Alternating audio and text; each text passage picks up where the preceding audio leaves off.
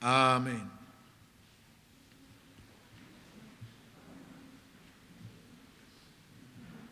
Haleluya. Puji Tuhan. Salam sejahtera dalam nama Tuhan Yesus Kristus. Mari saudara sekalian kita membuka Alkitab kita. 1 Tesalonika pasal 5. 1 Tesalonika pasal 5 ayat 23.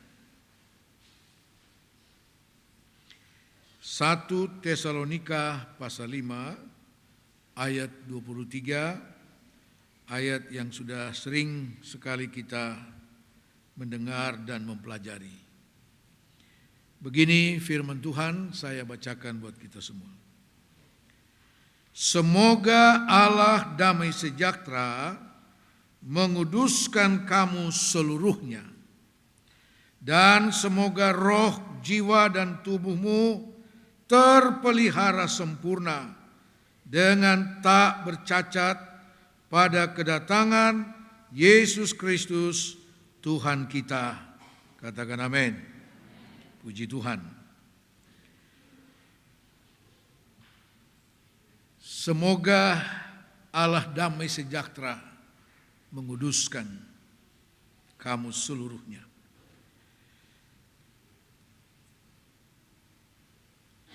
Roh yang terpelihara, roh, jiwa, tubuh yang terpelihara. Yang pertama adalah roh, jiwa, tubuh yang dikuduskan. Yang dikuduskan sepenuhnya. Saudara, ada dua macam pengudusan bagi kita. Yang pertama, pengudusan dari dosa warisan, dosa keturunan. Alkitab katakan karena dosa satu orang, maka dosa telah masuk ke dalam dunia dan semua manusia sudah berdosa. Itu dosa keturunan sejak manusia jatuh dalam dosa. Kita bisa melihat itu dalam 1 Petrus pasal 1. 1 Petrus pasal 1 ayat 18 dan ayat 19. 1 Petrus 1 ayat 18 dan 19.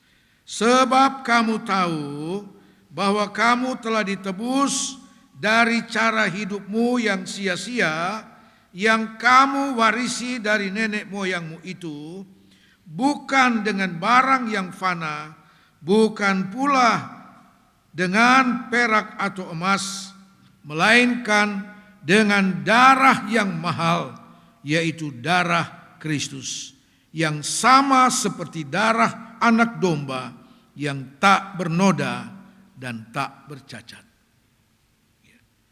Ini pengudusan yang pertama, yaitu kita dikuduskan dari dosa warisan yang kita warisi dari nenek moyang kita. Dikuduskan dengan apa? Oleh darah Yesus Kristus. Katakan amin. Ya. Kita dikuduskan dari dosa warisan itu dengan darah Yesus Kristus. Sebab itu ketika kita menjadi percaya, saudara, dosa warisan itu dengan sendirinya dihapuskan. Yesus telah menanggungnya di atas kayu salib. Ya. Bukan dengan barang emas, perak dan sebagainya, tetapi dengan darah yang mulia, darah Yesus Kristus. Puji Tuhan. Penebusan atau pengudusan yang kedua, setelah kita menjadi percaya, lahir baru, bertobat, dibaptis, dipenuhkan dengan Roh Kudus, kita masih hidup dalam daging ini. Yang masih sering kali berbuat dosa. Baik dengan pikiran, perasaan, perkataan, perbuatan. Ya. Karena itu kita perlu terus dikuduskan. Kita harus terus dikuduskan. Pengudusan ini adalah proses yang berjalan terus sampai gereja Tuhan mencapai kesempurnaan. Barulah proses pengudusan itu selesai. Jadi pengudusan yang kedua yang dimaksud di sini yaitu tentang dosa perbuatan kita.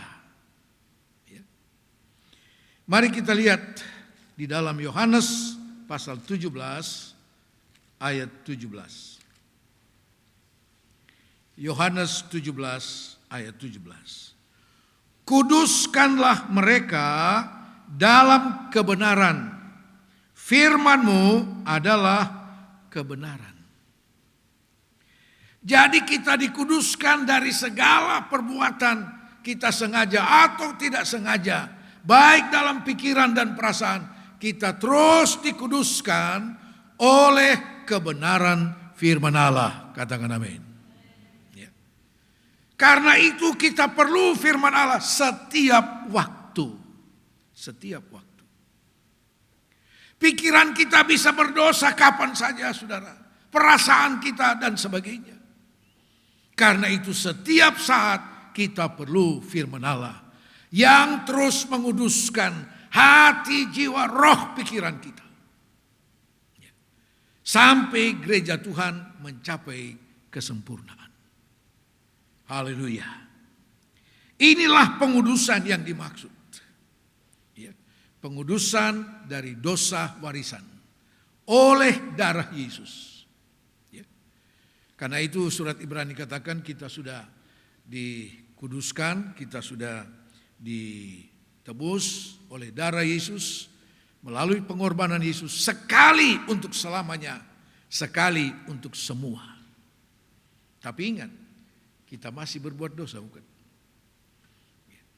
Tapi jangan tinggal di dalam dosa. Jangan tinggal di dalam dosa. Nah, saudara-saudara sekalian, tanpa pengudusan yang terus-menerus oleh firman Allah, kita tidak akan alami apa yang kemudian dikatakan hal yang kedua dalam surat 1 Tesalonika 5 ayat 23. Semoga roh, jiwa, dan tubuhmu terpelihara sempurna. Terpelihara sempurna sampai pada kedatangan Tuhan pada kali yang kedua dengan tidak bercacat dan bercela. Tanpa pengudusan, saudara dan saya, roh, jiwa kita, tubuh kita tidak akan terpelihara. Nah, saudara-saudara sekalian, dan hal yang kedua, sesudah kita dikuduskan dan terus dikuduskan, kita melihat hal yang kedua, seperti apa roh, jiwa, dan tubuh yang dikuduskan dan yang terpelihara itu. Kita melihat di dalam Yohanes pasal 4, Injil Yohanes pasal 4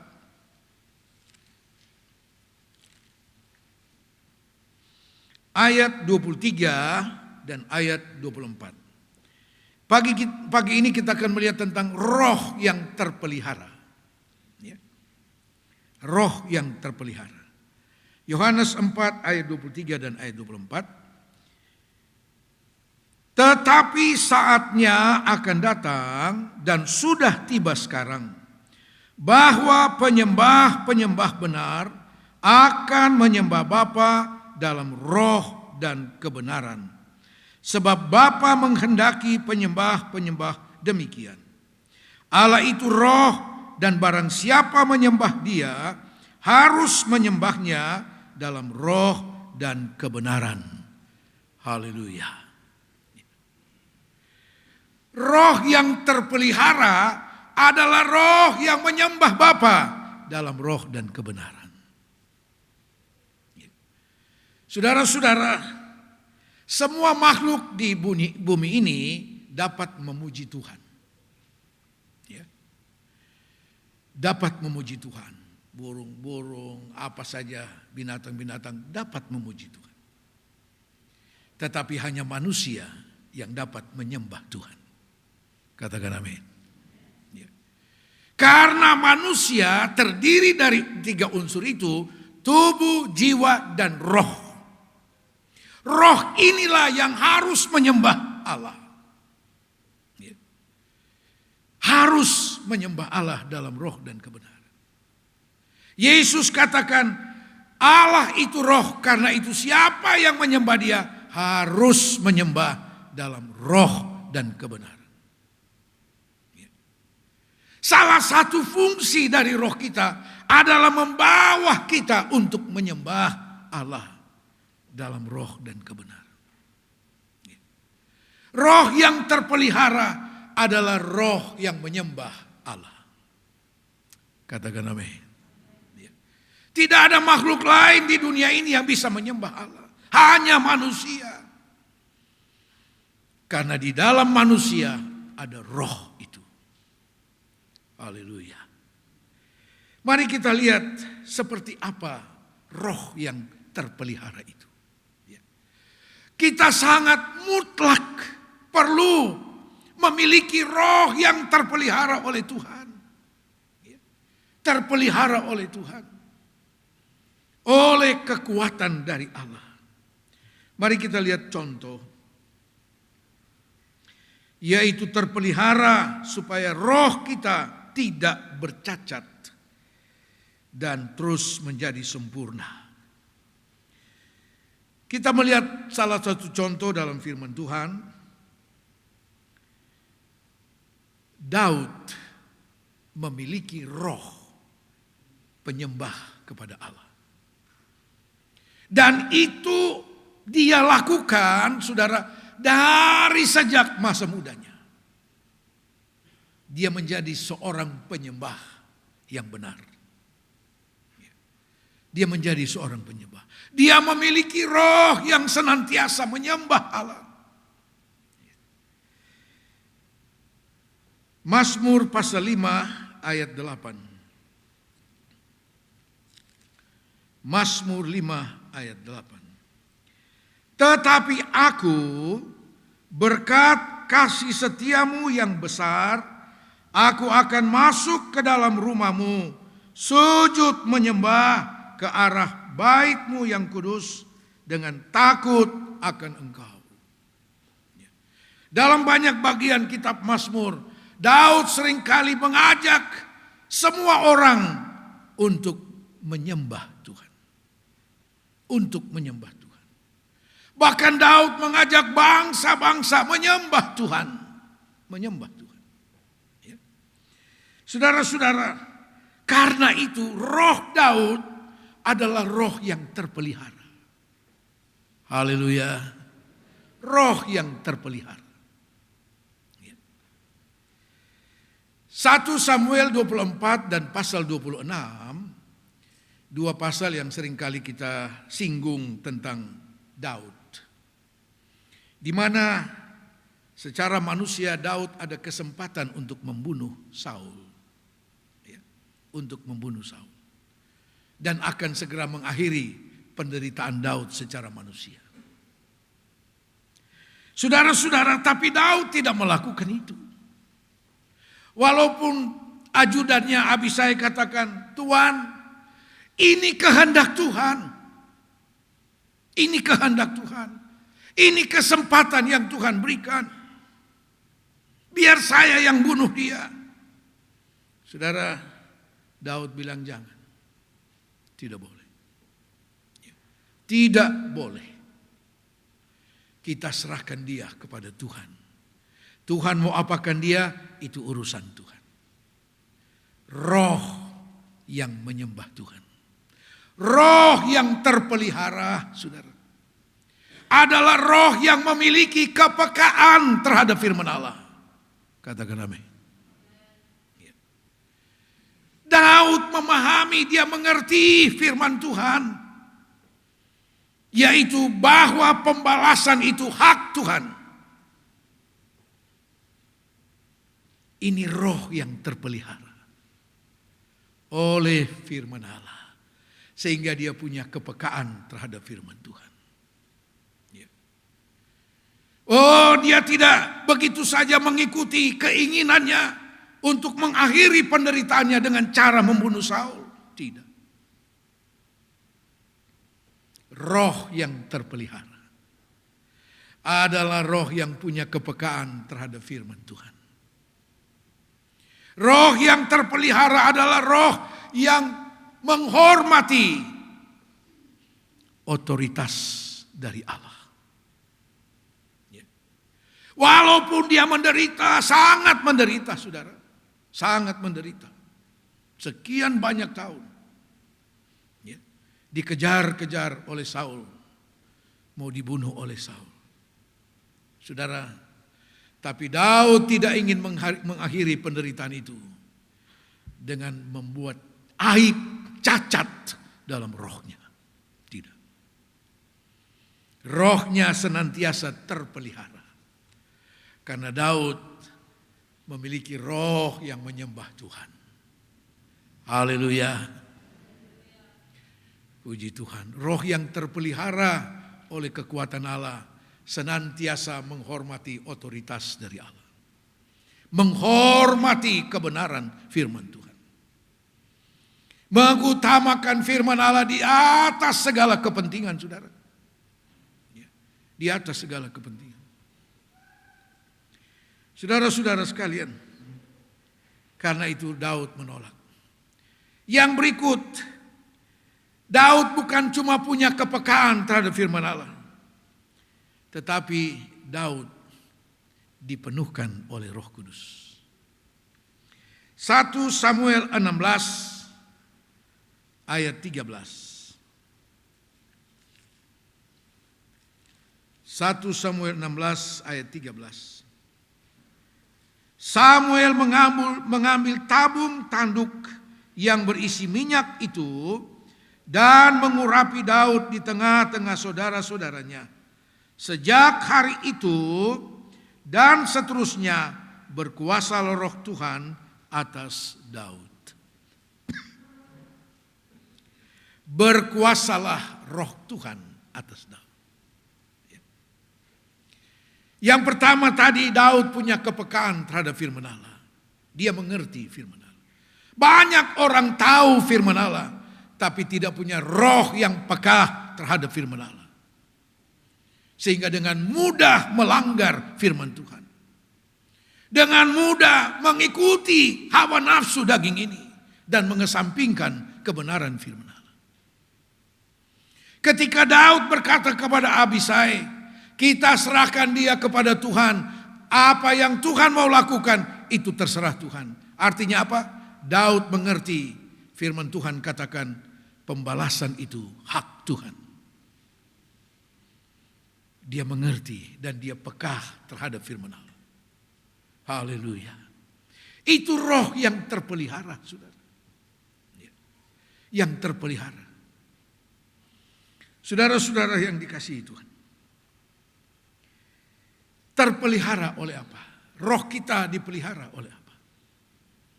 1 Petrus pasal 1. 1 Petrus pasal 1.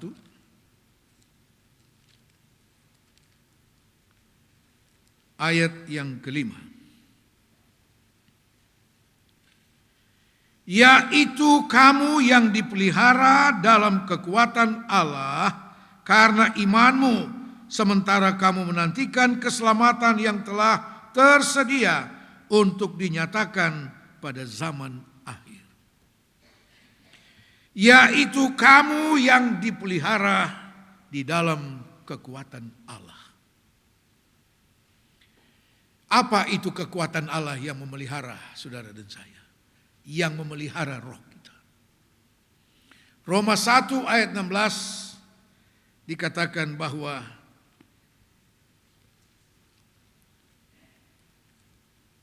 firman Allah adalah kekuatan Allah.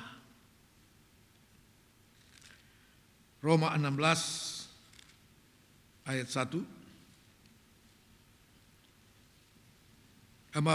Roma 1 terbalik sudah. ayat 16. Roma 1 ayat 16. Sebab aku mempunyai keyakinan yang kokoh dalam Injil. Karena Injil adalah kekuatan Allah yang menyelamatkan setiap orang yang percaya. Paulus katakan, aku punya keyakinan yang kuat, yang kokoh di dalam Injil, dalam firman Allah. Karena firman Allah adalah kekuatan Allah. Bukan hanya menyelamatkan, tapi juga memelihara kita. Memelihara roh kita. Supaya terpelihara sempurna. Tidak bercacat. Iblis seringkali mendatangkan hal-hal yang kelihatannya menguntungkan, menyenangkan. Seperti yang dihadapi oleh Daud. Oh, menguntungkan secara jasmania ini, saudara. Tetapi tanpa kita sadar itu akan membuat cacat roh kita di hadapan Tuhan. Tuhan menghendaki roh yang sempurna. Katakan amin. Haleluya. Karena itu dia memberi kita firman Allah, kekuatan Allah yang memelihara roh kita, saudara. Bukan hanya firman Allah. Roma pasal 15 ayat 13.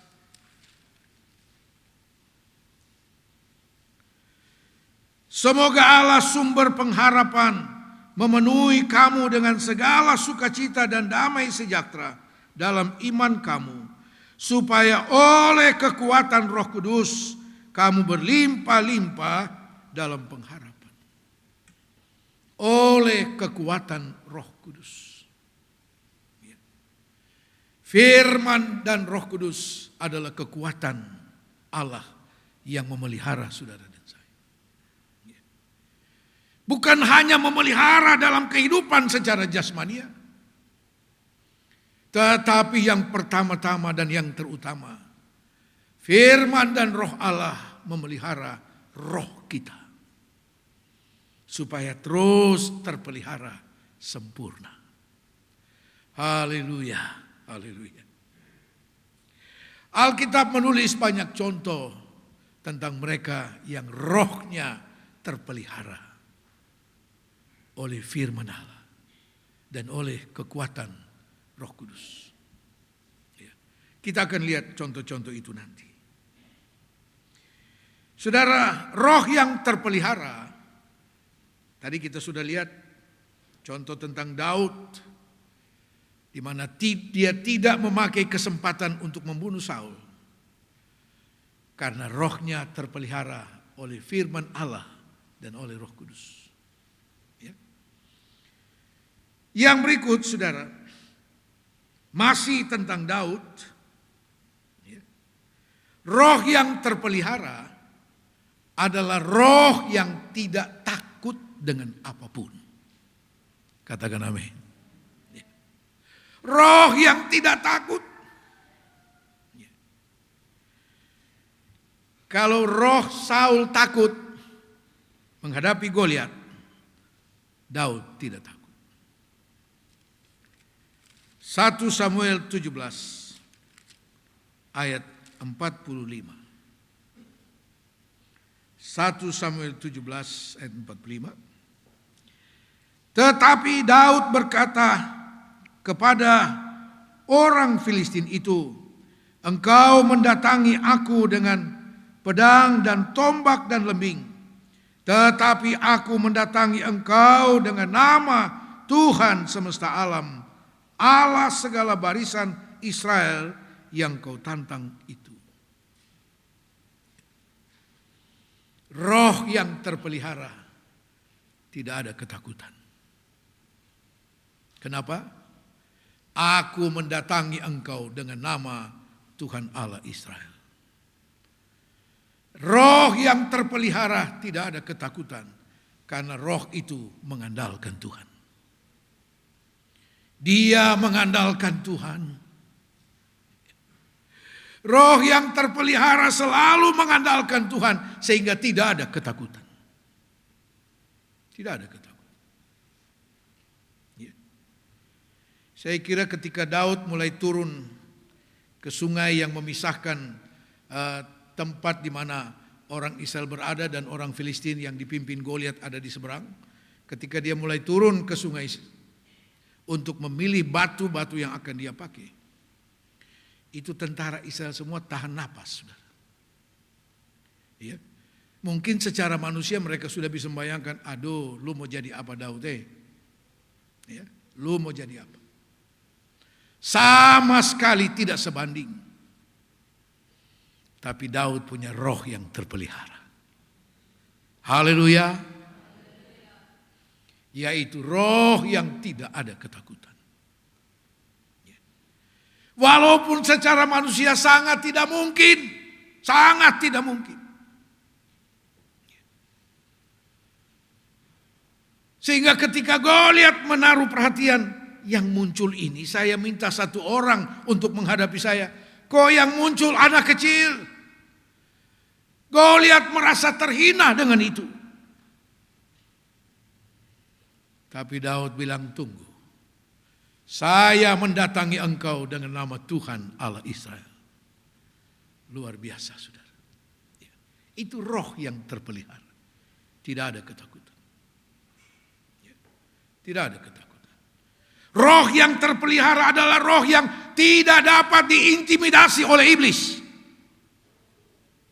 Bahkan oleh keadaan apapun, saudara. Tidak bisa diintimidasi. Iblis seringkali mengintimidasi kita dengan segala hal, sakit penyakit, wabah dan sebagainya. Sehingga kita menjadi takut, bukan? Waduh, nanti saya mati. Waduh, nanti saya mati. Saudara, kematian itu ada di tangan Tuhan.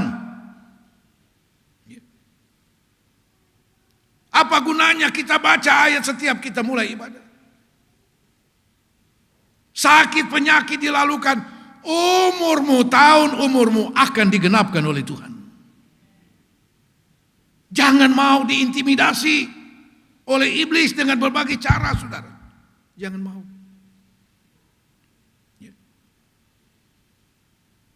Itu roh yang terpelihara. Tidak ada ketakutan. Karena roh yang terpelihara adalah roh yang mengandalkan Tuhan.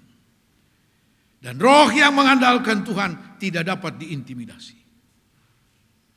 Goliat bilang, engkau tidak lihat ini tombak. Waduh, sekali kena tampias, saudara. Belum lagi pedangnya dan sebagainya. Daud bilang, tidak, lu tunggu. Tidak ada ketakutan.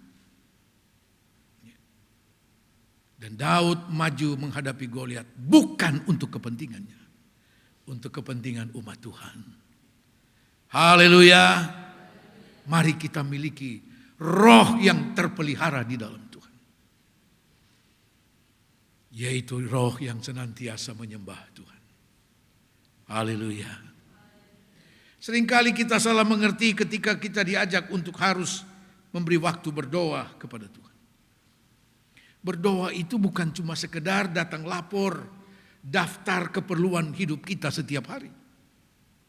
Bukan. Tapi doa juga merupakan bagian dari penyembahan kita kepada Tuhan. Beri kesempatan rohmu menyembah Tuhan. Dan menyembah Tuhan tidak selalu ketika kita hanya ada di gereja. Setiap waktu kita harus punya roh yang selalu menyembah Tuhan. Setiap saat kita berkata puji Tuhan. Haleluya. Terima kasih Tuhan. Roh yang menyembah Tuhan. Dan iblis ingin mengganti ucapan-ucapan penyembahan kepada Tuhan dengan kalimat-kalimat duniawi. Bahkan masih ada anak Tuhan, kaget saja dia maki. Cuma kaget. Jemaat Kalvari tidak ada seperti itu, bukan? Haleluya. Kadang-kadang lupa, Om. Saudara, mari jangan biarkan roh kita menjadi cacat di hadapan Tuhan. Tapi kita selalu minta, Tuhan pelihara roh ini. Dan itu hanya mungkin ketika engkau selalu memberi waktu untuk menyembah Tuhan.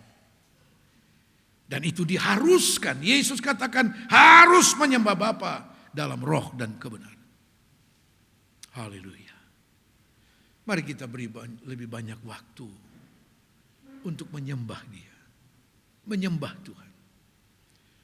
Jangan selalu berpikir berdoa itu hanya untuk datang menyampaikan, seperti saya bilang tadi, daftar kebutuhan pokok. Ya. Untuk sampaikan itu, saudara tidak perlu 1 jam. Ya. Padahal untuk semua kebutuhan itu Yesus sudah jamin, bukan? Carilah dahulu kerajaan Allah dan kebenarannya. Semuanya itu akan, semua tahu, akan ditambahkan. Haleluya. Haleluya. Mari kita pelihara roh kita dengan terus mencari kesempatan untuk menyembah Dia dalam roh dan kebenaran. Tuhan Yesus memberkati. Kita bangkit berdiri. Haleluya.